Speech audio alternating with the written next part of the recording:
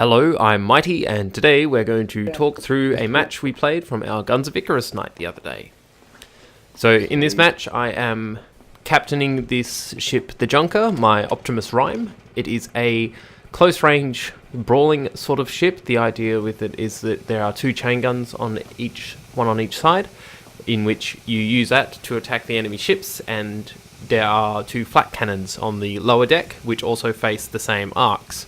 The idea with that is you fire with the chain guns first, which will take out their hull armor, and then the flak cannons, which deal explosive damage, which has a damage modifier against exposed hull health on enemy ships, will do extra damage, and you can generally kill enemy ships reasonably quickly. Where possible, I also like to have a buff hammer engineer around who can operate the chain gun, and then your actual gunner uses the explosive weapon. This match, we were playing in the labrynth level, which is a King of the Hill level. So our objective is to capture the point in the center and hold it for as long as we can to build up 350 victory points.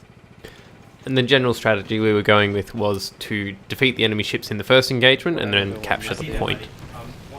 My partnership in this is Noejun on the Corvus. He's flying his little pyramidion design, which usually has a flamer on the front, and it's generally a more close-ranged sort of weapon. We're fighting against Rock the Boat, which is Steelgrin's galleon, a similar design to my Junker, except instead of the light flak cannons, it has two heavy quatches on the port side. So the galleon ship has got a very heavy port side, in that it's got a light weapon and two heavy weapons in the same arc. And on the starboard side, it doesn't have the light weapon, it's just got the two heavy ones. So in this particular case, his strategy is to attack with his port side. He uses the chain gun to strip the armor of the ship, much like mine. And then he attacks with explosive damage from the quatches, which does a lot of damage to the hull armor, similar to the system that I have. The other advantage he has is that Hwatches do a lot of area of effect damage to all of your components. So if he can't quite get the kill with the chain gun, what he can still do is disable your engines, your balloon, your guns very easily with the two quatches. And he's quite easily able to maintain a lot of uptime with those weapons by having just one gunner just constantly switching between the two with reloading.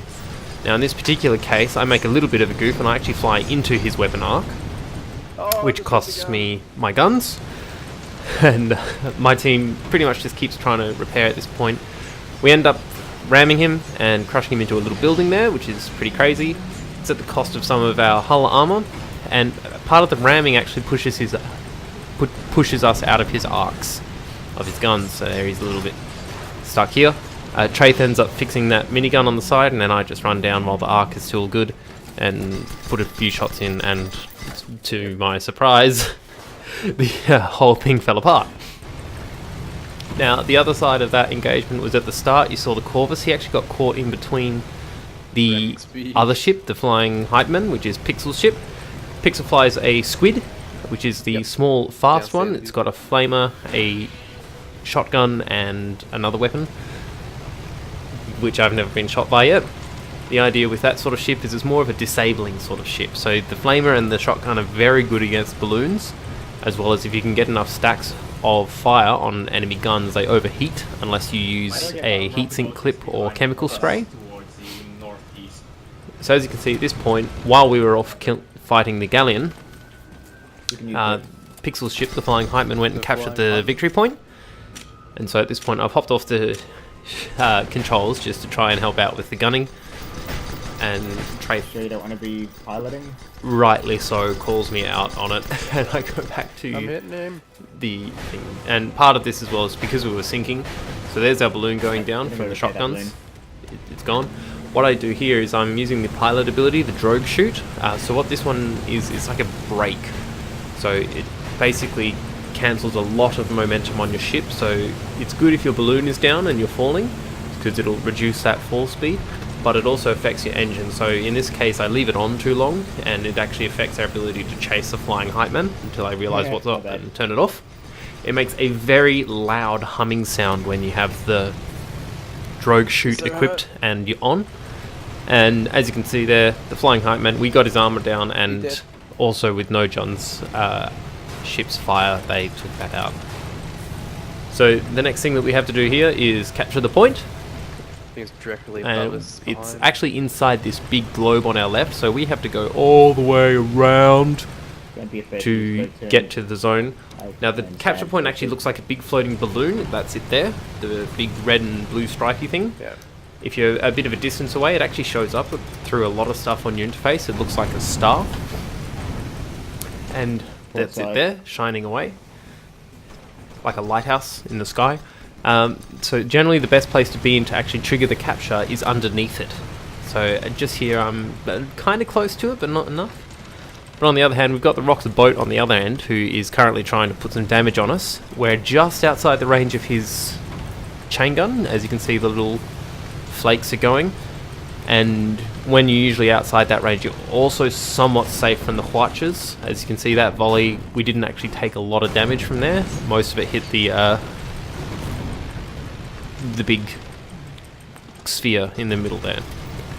So as part of this, we're able to capture the point, and Rock the Boat's trying to keep his port side to us as he comes around, but we just hide there. And what happened was Noejun was then able to come up behind with his flamer, start putting damage on Rock the Boat, and I just am able to hit reverse and keep our gun arcs on Rock the Boat so that we can start putting some damage on as well.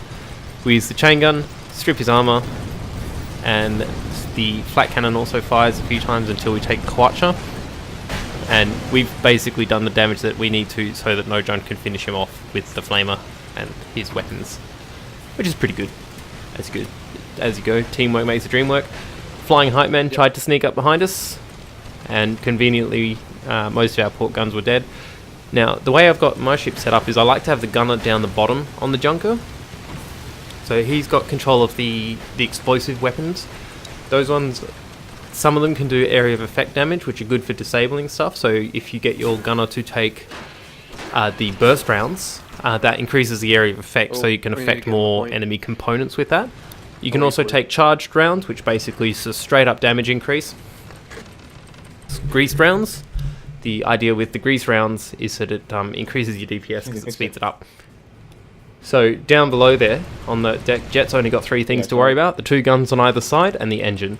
He's only ever going to be firing one gun at a time, so he just has to make sure that the other one is up and loaded with the ammo ready. Because you can load ammo in a gun and then walk away from it. So what you do is you just select the ammo that you want in the gun as it's loading, and when it's ready to go next, it'll fire that ammo for the next person to use. If they don't have that ammo, they won't reload that ammo, but they'll still use the original ammo.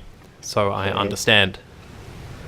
So the gun I've got on the front of my ship that Traeth is firing is a Mercury field gun. It's a long-range sniper gun that does sort of anti-armor, so it's alright, but given it doesn't synergize well with the rest of the ship, what would probably be a better gun on the front for this particular Junker is a harpoon. That would allow you to keep enemies within your effective range, which is close to medium. The difference that you'll see in the next round as well is that, see, we're currently using the light flat cannon on the gun, which is okay. It's easier for the gunners to use, but it doesn't do as much damage as its alternative, which you'll see in the next match. So Flying Hypeman there, I'm pretty sure he used the shoot vent pilot item, which just basically dumps your altitude. It's a really cool thing to use because there's a lot of verticality in this game that tends to go unplanned. Like the gun's arcs majorly change depending on verticality, and by using either the hydrogen canister to go up or the shoot vent to go down, you can really get in and out of a spot really quickly. The only disadvantage with those particular items is that it costs a fair bit of damage to your balloon. You only ever tap it once and then change back to your other held tool. Otherwise what happens is you will trash your balloon just by having it equipped. He's coming port side. So at this point we've captured the point, and then we fought the next wave of them off. So the Rock the Boat came in and we got that, and then the Flying Hypeman came in and we got that. Rock the Boat returns. We're starting to get a bit closer to the victory point limit, which is around 350. So maybe after this fight, it's entirely plausible that we'll have won the match. The side guns. So in this particular case, Rock the Boat, he's firing at Corvus, I believe, or us. Now, what the smart thing for me to do here is to try and come around on his starboard side and cross his bow. And that way, what that means is his port side won't be firing at us, so he doesn't have the chain gun, he's only got the watches. So he's firing off at the Corvus at the moment. I use the Moonshine to try and give us a speed boost to catch up to him, so that I can cross in front of his sector. So we're not in range of any of his gun arcs at the moment. And we've got a slight height advantage. Now the weakness of galleons is their balloons. They typically have a lower health. The only issue is that we don't have any weapons that are specifically for killing balloons. So he has, however, done the right thing. He's backed off so that he can keep his port side to us, but we've still managed right now to get in direct front of him. None of his weapons have any arcs on us, and now we're crossing over onto his other side, the starboard side, which doesn't have the light gun on facing that, so he's only got the 2 watches that can get us. We do, however, get distracted here by the Flying Hypeman. Because he's got lower health, being a squid, it's easier for us to take him down with one volley from our weapons. So you use the chain gun to strip his armor, and then use the flat cannon just to kill him, and you can generally get him down in one volley there if your guns fire true. The other thing is that your gunners actually have to aim for specific parts of the ship for their damage modifiers to count. So what happened there though is Flying Hypeman was able to take out our balloon. I had to use the drogue chute, and then we were trying to escape through this little wreckage and around a corner, and in that time Rock the Boat was able to get his guns in an arc on us, and then we started taking all kinds of damage. One of the main things that we did lose was our main drive engine for a little bit. Jhett did fix that up. If you lose your main drive engine, which is the center one, your ability to go forwards and backwards really gets hampered. Your turning engines aren't as quite important for your forwards and back, but if you do lose one, or one of them has a different health value to the other one, if they're not balanced, basically your ship starts to list, and it'll naturally go away from the one with the greater health. So I'm trying to sneak around here and be really clever to get a flank on, and instead I just crash into a building, as you do. So the next plan that we've got going on here is to just basically defend the point from them while the last bit of the action goes through, as it were. And so there we've got, that's it. Basically, the match ends because we managed to hit the point limit, which is great. So that's Noejun's crew there, the Corvus, and the score screen will show you my team.